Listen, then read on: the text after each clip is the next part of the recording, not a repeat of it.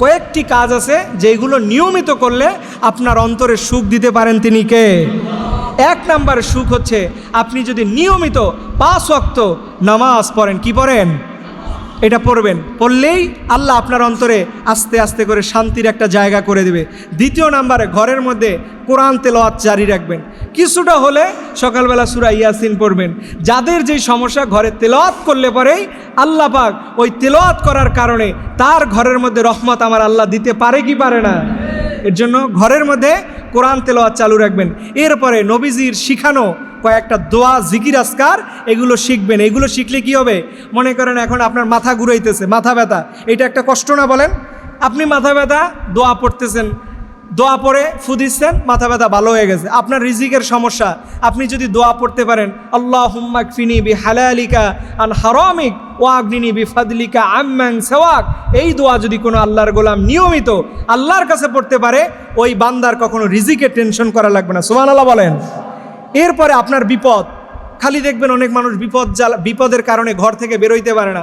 ওই বান্দা যদি ফজরের নামাজের পরে বিসমিল্লাহিল্লাযী লা ইয়াদুররু মা ইসমিহি শাইউন ফিল আরদি ওয়ালা ফিস সামাই ওয়া হুয়াস সামিউল আলিম, এই দোয়া পড়ার কারণে আল্লাহ পাক ওই দিনের যাবতীয় সকল প্রকার বিপদের হাত থেকে আপনাকে বাঁচায় নেবেন কে? এরপরে আপনি পড়বেন হাসবি আল্লাহু লা ইলাহা ইল্লা হুয়া আলাইহি তাওয়াক্কালতু ওয়া হুয়া রব্বুল আরশিল আযীম। এটা পড়বেন, দেখবেন আপনি আল্লাহর উপরে, হাসবি আল্লাহ, দুনিয়ায় আমি কারো উপরে নির্ভরশীল হতে চাই না। আমরা সবাই আওয়াজ দিয়ে বলেন তো, আমরা নির্ভর হতে চাই কার উপরে? এই আল্লাহর উপরে নির্ভর হন। জীবনে কখনো আপনার জীবনে দুঃখ আসবে না, কষ্ট আসবে না। আজকে থেকে ওই যে পাখির কথা বললাম, শালিক পাখিগুলোর দিকে একটু তাকাইবেন। সকালবেলা 2 টাকার মুড়ি কিনা দোকানে ছিটাইবেন, দেখবেন অভাব নাই। ওই পাখির জীবনে কোনো দুঃখ নাই, ওদের ঘরের মধ্যে চাল নিয়ে রাখারও কোনো ব্যবস্থা নাই।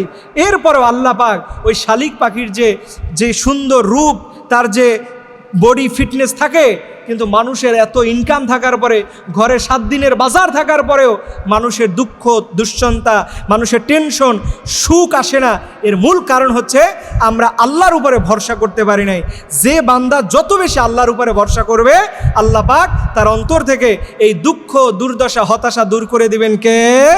এর জন্য আমরা আজকে যে বিষয়ে আলোচনা করলাম যে মানুষ সুখী হয় না কি কারণে, এবং সুখ না হওয়ার পিছনে কি কি কারণ, এটার কয়েকটা কারণ বললাম, আর কয়েকটা আমলের কথা বললাম। এইগুলো যদি আমরা মেনে চলি, আল্লাহ পাক আমাদের সবার জীবনেই আল্লাহ পাক সুখের ধারা, সুখের ছোঁয়া দিয়ে আমাদের হৃদয়কে প্রশান্তি করে দেবে। সবাই বলুন আমিন।